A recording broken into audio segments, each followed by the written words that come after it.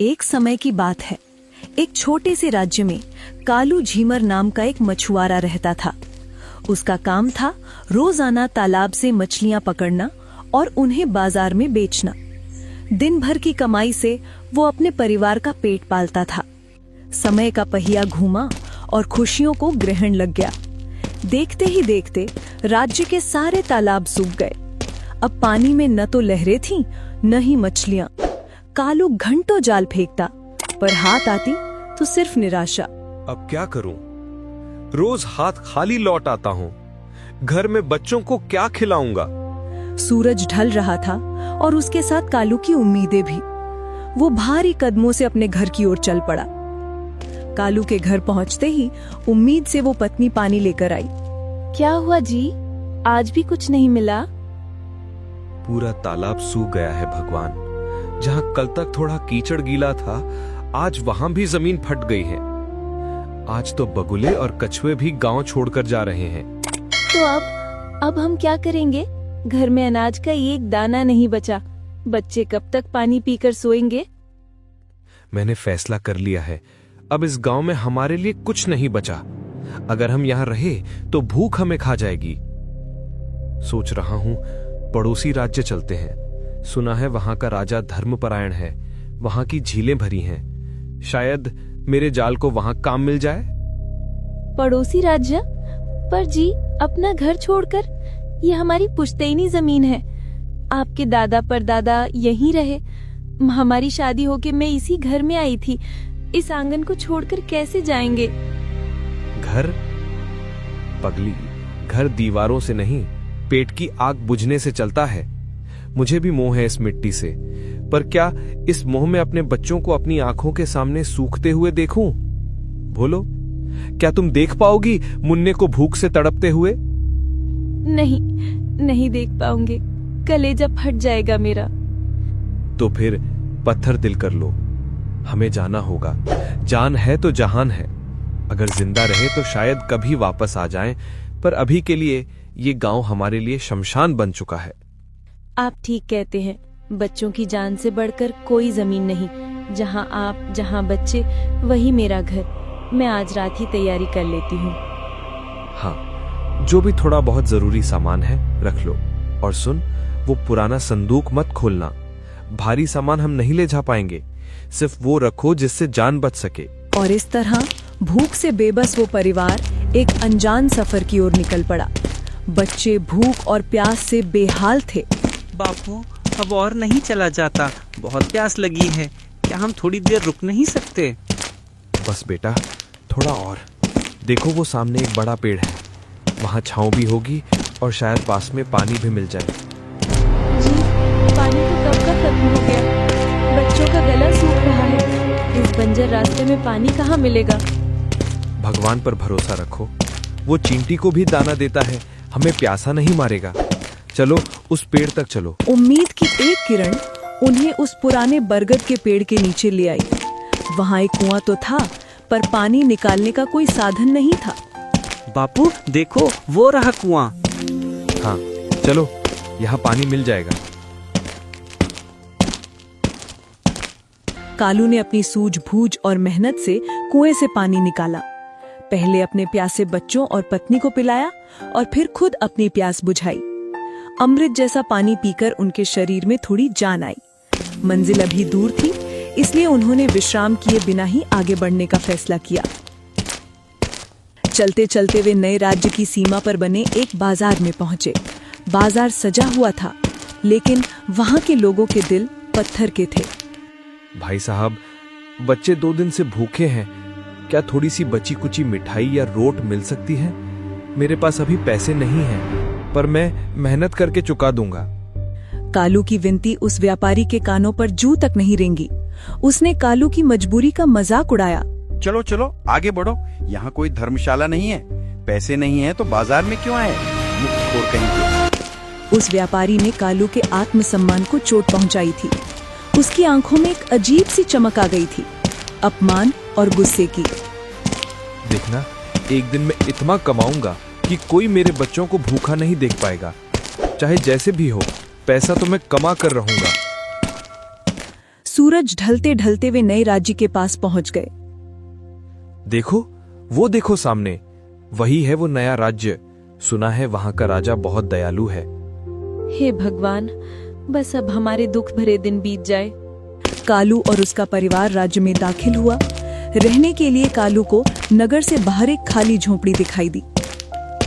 देखो, यहाँ कोई नहीं है, हम यहाँ रह सकते हैं। अजी, जिसकी ये झोपड़ी है वो आ गया तो हम दूसरी जगह देख लेंगे।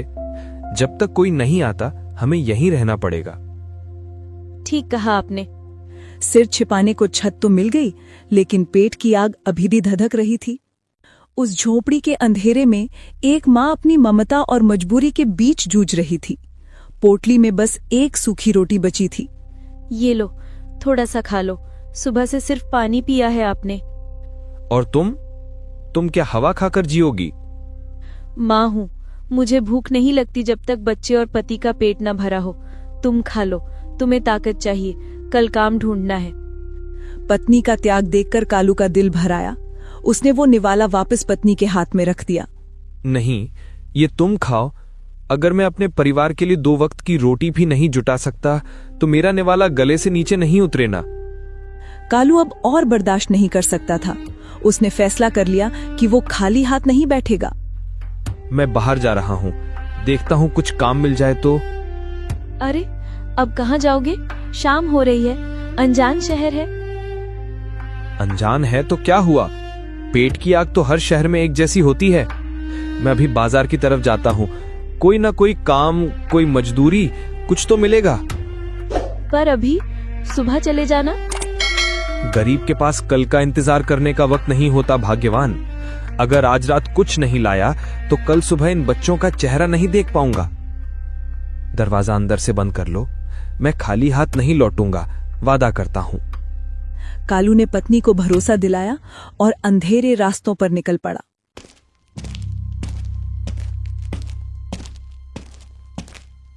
शहर की चकाचौंध में कालू एक शाया की तरह भटक रहा था। सेठ जी, मैं परदेसी हूँ, काम की तलाश में आया हूँ। बोरी उठाने का काम हो या सफाई का, कुछ भी कर लूंगा, बस आज रात के खाने लायक पैसा मिल जाए।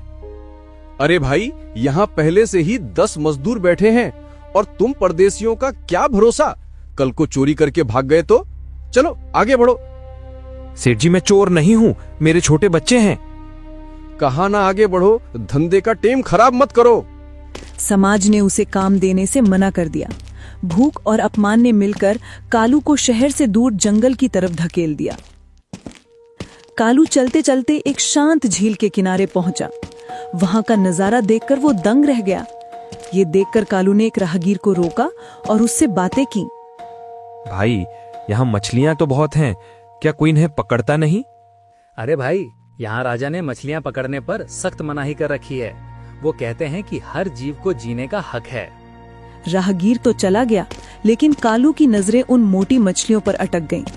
अब उसकी ईमानदारी दम तोड़ रही थी। इतनी मछलियां? अगर 2-4 पकड़ लूं तो कोई क्या जान जाएगा। रात को चुपचाप आऊंगा, किसी को खबर भी नहीं होगी। मजबूरी ने लालच का रूप ले लिया था। कालू ने तय कर लिया कि आज रात वो राजा का नियम तोड़ेगा और अपनी किस्मत खुद लिखेगा।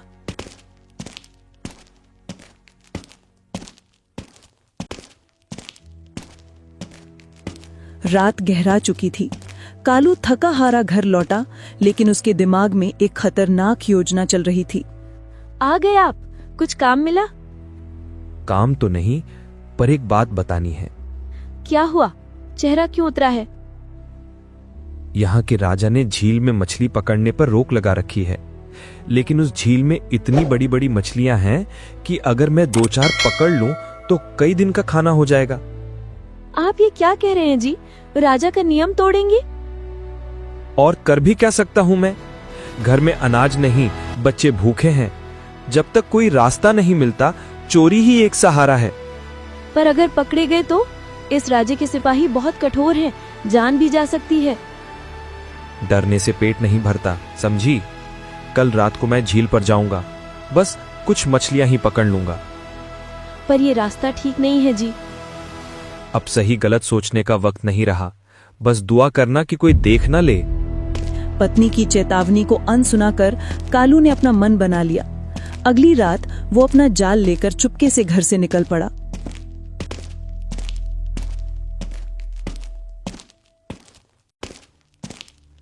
कालू चलते चलते झील के किनारे पहुंच गया।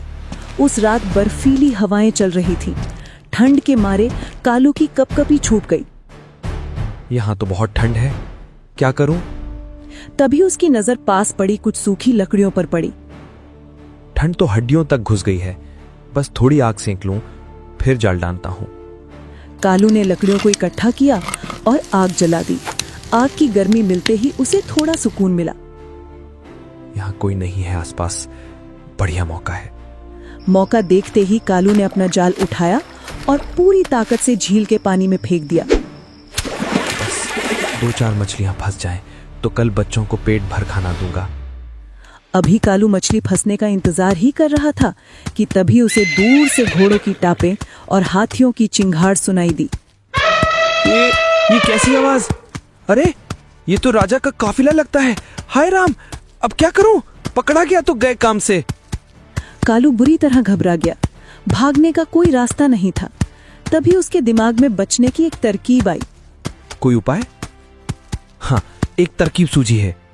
कालू ने आव देखा न ताओ बुझी हुई आग की राख उठाकर पागलों की तरह अपने पूरे शरीर पर मलने लगा और फिर एक पेड़ के नीचे पालथी मारकर आंखें बंद करके ऐसे बैठ गया जैसे कोई बहुत बड़ा सिद्ध महात्मा हो। अब तो मैं पूरा साधु बन गया, शायद ये चाल चल जाए। इतने में राजा का काफिला वहां आ पहुंचा। राजा की नजर जब पेड़ के नीचे बैठे उस राख से सने साधु पर पड़ी तो वो हैरान रह गया। अरे यहाँ इस ठंडी रात में कौन महात्मा ध्यान लगा रहा है? काफिला रोको। राजा आदर के साथ नीचे उतरा और धीरे धीरे उस साधु के पास पहुंचा। प्रणाम महाराज, राम राम। अब तो मर गया, ये तो यहीं आ गया। आंख भी मत खोल वरना पहचान जाएगा। कालू डर के मारे कांप रहा था, पर उसने अपनी आंखें कसकर बंद रखी। लगता है ये महात्मा गहरी तपस्या में लीन है, इन्हें परेशान मत करो। राजा उस तपस्या से इतना प्रभावित हुआ कि उसने अपनी जेब से 5 सोने की अशर्फियां निकाली। ये रख देता हूँ इनके चरणों में, शायद इनकी कृपा से राज्य में शांति बनी रहे। राजा ने झुककर अशर्फियां कालू के चरणों में रख दी और वहां से जाने का इशारा किया। चलो आगे बढ़ते हैं। और इस तरह कालू की जान भी बच गई और राजा का काफिला वहां से आगे निकल गया।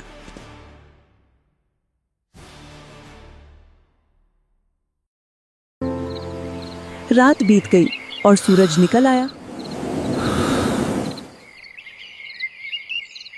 लेकिन कालू अब भी उसी तरह आंखें बंद किए मूर्ति बना बैठा रहा। तभी उसकी पत्नी उसे ढूंढते ढूंढते वहां आ पहुंची। अरे, ये अभी तक घर नहीं आए, कहीं कुछ अनर्थ न हो गया हो। अचानक उसकी नजर पेड़ के नीचे बैठे कालू पर पड़ी। उसे इस हाल में देखकर पत्नी का गुस्सा फूट पड़ा। अरे जी, आप यहाँ बैठे हैं, घर की कोई चिंता नहीं है आपको? यहाँ बैठ के क्या मरने का इरादा है? चलिए जल्दी चलिए घर, कोई देख लेगा तो क्या सोचेगा? कौन है? सैनिक पीछे हटो, मैं आज ही नया आया हूँ, मछलियाँ पकड़ी नहीं, राजा को कुछ मत कहना। कौन राजा? कब आया राजा? पागल तो नहीं हो गए आप? राजा आता तो क्या आपको ऐसे ही झील किनारे छोड़ जाता? कालू कुछ बोलने ही वाला था कि तभी उसकी नजर जमीन पर पड़ी। वहां 5 सोने की अशर्फियां सूरज की रोशनी में चमक रही थी। अरे ये क्या है? 5 अशरफियां यहाँ कैसे आईं? कालू ने कांपते हाथों से वो अशर्फियां उठाईं। उस पल उसे अपनी गलती और ईश्वर की लीला दोनों समझ आ गईं। हे भगवान, मैं तो बस आपके नाम पर एक छोटा सा नाटक कर रहा था। राजा और सैनिकों से बचने के लिए एक झूठा रूप धर लिया था, पर आपने तो उस नाटक में भी मेरी रक्षा कर दी, मेरी जान बख्श दी और ये 5 अशरफियां भी दे दी। मैं तो 10 साल में भी इतना धन नहीं कमा सकता था। आपने मुझे दिखा दिया कि सच्ची दौलत मेहनत और सच्चाई में है, छल में नहीं। अरे जी, ये आप क्या बड़बड़ा रहे हैं? क्या हुआ है? ये सोने जैसी चीजें कहाँ से आई? सुनो, जो कुछ बीती रात हुआ मैं तुम्हें बताता हूँ। मैंने डरकर जाल डाल दिया, पर जब राजा की आवाज सुनी तो लगा जैसे भगवान खुद बोल रहे हों।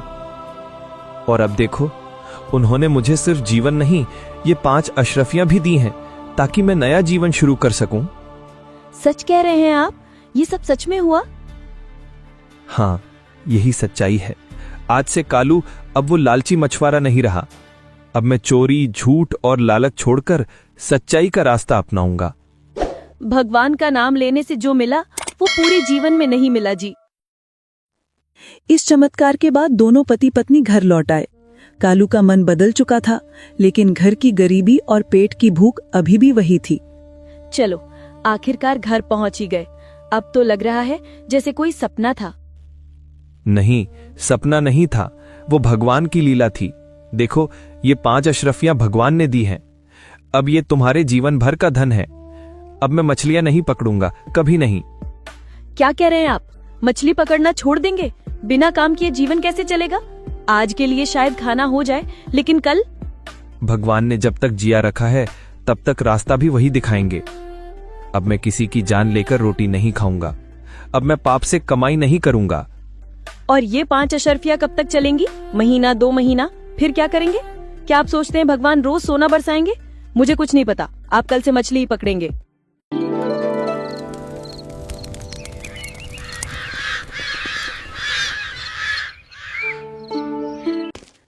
कालू की ये बातें पत्नी को समझ नहीं आ रही थी। उसे लगा कि कालू भावुकता में पागल हो रहा है। अगली सुबह हुई, पत्नी ने कठोरता से कालू के सामने रोटी रखी और उसे काम पर जाने को कहा।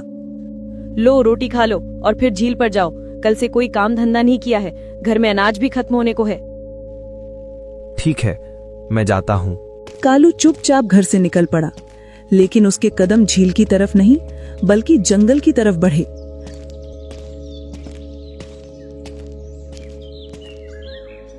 वो एक पेड़ के नीचे जाकर बैठ गया।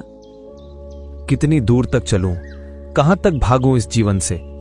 अब मुझसे ये काम नहीं होगा। ये मछलियां, ये हिंसा नहीं।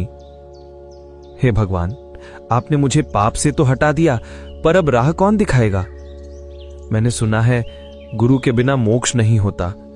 शायद अब मुझे किसी सच्चे संत की खोज करनी होगी जो मुझे सही राह दिखाए। और उसी पल कालू ने ठान लिया कि अब वो मछली पकड़ने नहीं बल्कि ज्ञान ग्रहण करने जाएगा। हाँ, मैं चलूंगा उस संत की खोज में। जिसने भगवान को पाया वही मुझे भी मार्ग दिखाएगा। कालू जंगल जंगल भटकने लगा। चलते चलते उसे एक साधु महाराज मिले। प्रणाम संत महाराज। आशीर्वाद बच्चा। कौन हो तुम? कहां से आए हो? मैं कालू हूं, मछुआरा। अपने जीवन में मैंने बहुत जीव हिंसा की है महाराज। न जाने कितनी मछलियों की जान ली है। अब पश्चाताप में जी रहा हूं। बताइए, क्या मेरे ये पाप कभी कट सकते हैं? नहीं बच्चा, कर्म का फल तो भोगना ही पड़ता है। जैसा बीज बोया जाता है वैसा ही पेड़ उगता है। कर्मों से कोई नहीं बच सकता, न राजा न साधु। साधु की बात सुनकर कालू का दिल टूट गया। उसे लगा कि अब उसके उद्धार का कोई रास्ता नहीं बचा। तो फिर मेरा क्या होगा महाराज? मैंने तो अपना जीवन व्यर्थ कर दिया। भय मत कर। कर्म तो भोगना पड़ता है, पर प्रायश्चित और सच्चा भक्ति भाव मन को शुद्ध कर देता है। चल बच्चा, भगवान तुझे राह दिखाएं। निराश होकर कालू शाम को अपने घर की ओर लौट गया। कहाँ रह गए थे आप? देर हो गई। मछली पकड़ी? नहीं, झील के पास राजा के सैनिक थे। डर के मारे मैं कुछ कर नहीं सका। कालू घर के कोने में बैठ गया, लेकिन उसका मन अंदर से कचोट रहा था। हे भगवान, मैं झूठ बोल गया, फिर से पाप कर बैठा। पर मैं क्या करूं? मन बेचैन है। मैं उस संत की बात भूल नहीं पा रहा। कर्म का भोग तो भोगना ही पड़ेगा।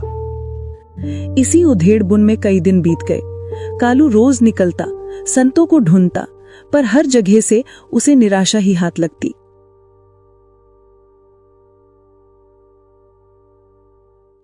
एक दिन कालू जंगल में बैठा उदास मन से ध्यान कर रहा था। तभी वहां स्वयं कबीर साहिब जी एक साधारण संत के रूप में प्रकट हुए। भाई, यहाँ अकेले क्या कर रहे हो? प्रणाम महाराज। मैं भक्ति कर रहा हूं, लेकिन मन को शांति नहीं मिल रही। मैंने बहुत जीव हिंसा की है, अब उसी का प्रायश्चित कर रहा हूं।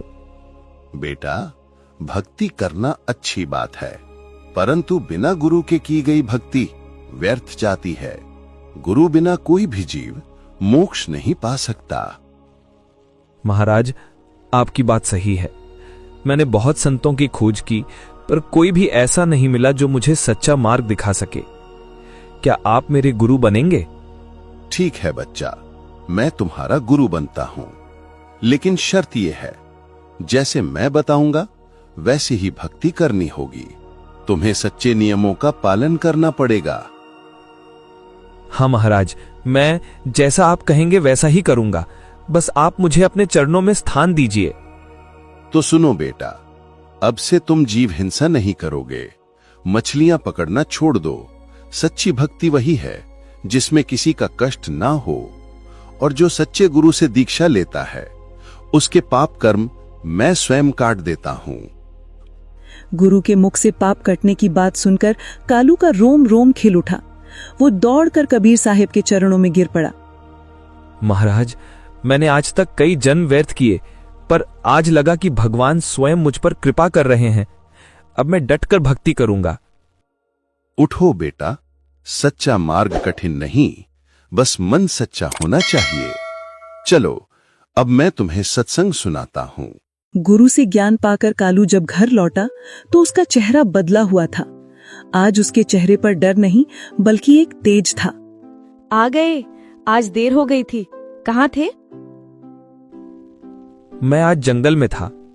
वहां मुझे एक महान संत मिले, कबीर साहिब जी।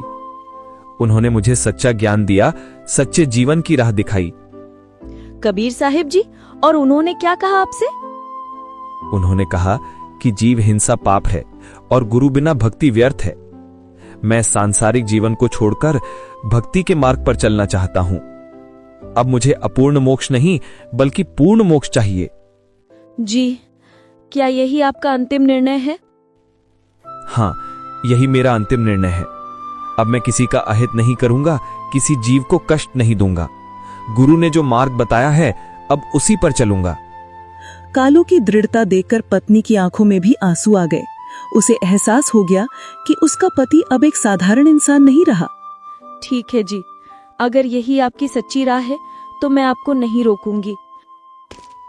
अपनी पुरानी पोटली उठाई और हमेशा के लिए उस घर और उस पुरानी दुनिया को अलविदा कह दिया।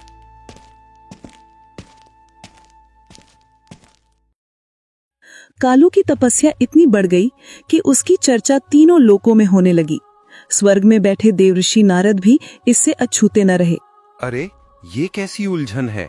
मैंने तो सैकड़ों लोग देखे, हजारों योगियों से मिला, पर ये प्रश्न अब तक सुलझा नहीं। देवर्षि, यदि आप अनुमति दें तो एक सुझाव दूं।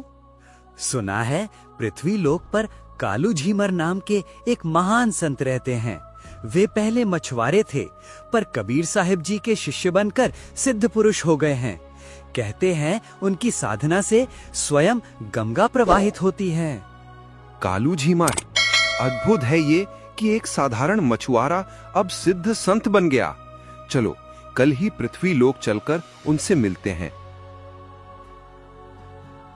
अगले ही पल नारद जी पृथ्वी लोक पर गंगा घाट पर आ पहुंचे, जहां कालू झीमर, जो अब एक महान संत बन चुके थे, विराजमान थे। प्रणाम संतवर, आप ही कालू झीमर है ना? प्रणाम देवर्षि नारद जी, मैं वही हूं, एक साधारण साधक जिसे कबीर साहिब जी ने भक्ति का मार्ग दिखाया। कहिए, आप देवलोक से यहां कैसे पधारे? मुझे एक समस्या है जिसका समाधान अब तक कोई नहीं कर सका। सबने कहा कि आप पहुंचे हुए संत हैं, इसलिए आपके पास आया हूं। कृपया मेरा मार्गदर्शन करें और मुझे अपने शिष्य रूप में स्वीकार करें। यह देखकर सृष्टि दंग रह गई कि देवताओं के गुरु नारद एक मछुआरे के चरणों में ज्ञान मांग रहे हैं। देवर्षि, मैं तो स्वयं अपने गुरु कबीर साहिब जी का सेवक हूं। उनकी कृपा से ही मैं कुछ जान सका हूं।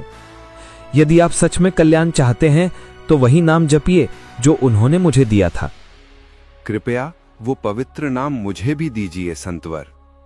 कालू झीमर ने नारद जी को झुकने को कहा और उनके कान में वो गुप्त मंत्र कहा। ऋषि जी, इस नाम का जप श्रद्धा और विश्वास से करें। यही वो बीज है जो हर जन्म के बंधन काट देगा। यही नाम आपको मोक्ष के द्वार तक पहुंचा देगा। आपका बहुत धन्यवाद संतवर। आज मुझे सच्चा गुरु मिला है। अब मैं जान गया कि भक्ति का सार क्या है। मैं इस नाम का स्मरण करते हुए देवलोक लौटता हूँ। कालू झीमर को पूर्ण मोक्ष का मार्ग किसने दिखाया? ए. नारद जी ने, बी. कबीर साहेब जी ने, सी. उसकी पत्नी ने, डी. राजा ने। जल्दी से अपना सही जवाब कमेंट में बताएं।